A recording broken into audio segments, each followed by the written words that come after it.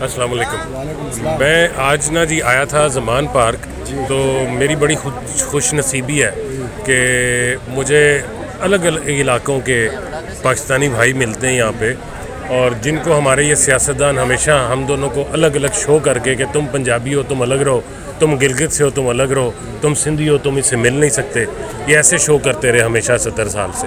تو میں نے آپ کی ویڈیو دیکھی کہ آپ لوگ آ رہے ہیں, تو مجھے ایسا لگ رہا تھا کہ جیسے پنجابی آ رہا ہے, گلگت میں پنجابی رہتا ہے میرا بھائی, وہ آ رہا ہے. تو آپ کو دیکھ کے بڑی خوشی ہوئی. مجھے صرف یہ بتائیں کہ یہ جو جذبہ ہم ساروں کو ایک کر رہا ہے, ہم ساروں کو ایک کرتا جا رہا ہے اس بندے کی وجہ سے, اس کی ریزن کیا ہے, بڑی وجہ کیا ہے؟ ایک تو بسم اللہ الرحمن الرحیم, ایک تو یہ ہے کہ خان صاحب شروع سے دیکھیں نا, یہ پاکستانی قوم پاکستانیوں کر کے بات کر رہا تھا. یہ آپ بجا فرما رہے ہیں, پنجابی پٹھان سندھی بلوچی جو ہے ان قوموں کو ایک کر کے پاکستانی قوم بنایا تھا.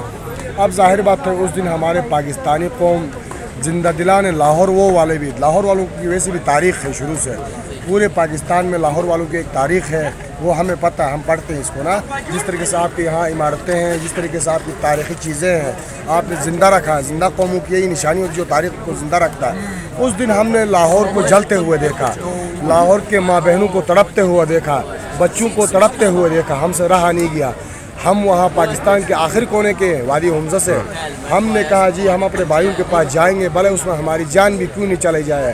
ہم لوگوں نے گھر بار چھوڑ کے اس وقت عہد کر کے ملک کو بچانے کے لیے, اپنے بھائیوں کے ساتھ کھڑے ہونے کے لیے یہاں آ گئے. اچھا, آپ آج بھی بڑا سخت وقت تھا, آج کا دن بڑا سخت تھا. میرا خیال ہے ہماری 70 سالہ تاریخ میں عام شہریوں کے اوپر اس طرح کے وقت نہیں آئے.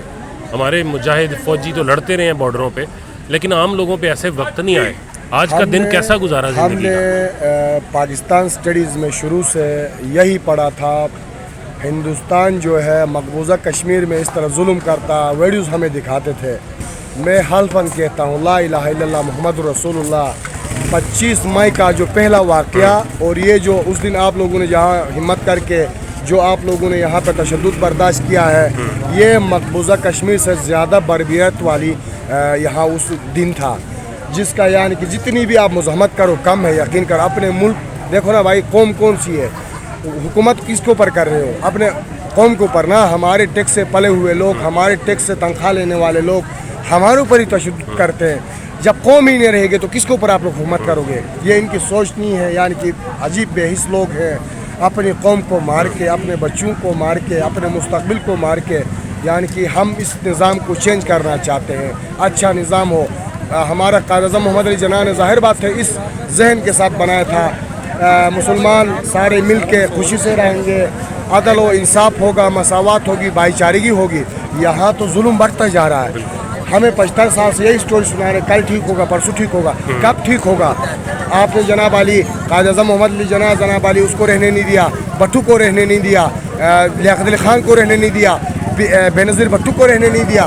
اس دن خان صاحب کے اوپر قاتلانہ حملہ کیا. یہ تو ظلم ہے. کون اس طریقے سے محب وطن پاکستانی ملک میں رہے گا؟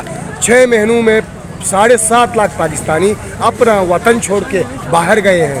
یہ تو ظلم ہے. اس طریقے سے ہم اس کی مذمت کرتے ہیں. انشاءاللہ ہم آج جو جس طریقے سے یہاں خان صاحب کے گھر کے اوپر اٹیک کیا, ایک وزیر اعظم, ایک مملکت خداداد پاکستان کا وزیر اعظم, عالم اسلام کا لیڈر جو اسلام کی مسلمانوں کی بات کرتا, اس کے گھر کو آپ توڑ رہے ہو.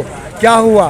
گھر کے اندر گھس کے جناب علی اس کے فریج سے کولڈ ڈرنکس کھا لے کے جاتے ہو, اس کا فینس کھا لے کے جاتے ہو, اس کی کتابیں بھی لے کے جاتے, اس کے اوپر ایلیگیشنز لگاتے ہو. اس طرح نہیں چلے گا ملک. ہم ہمارے اعلیٰ عدلیہ سے, ہمارے بڑے اداروں سے ہمارا مؤدبانہ گزارش ہوگی, آپ اس نظام کو بدلیں, عدل لائیں, انصاف لائیں. تو شکریہ, بہت شکریہ, خوش رہیں.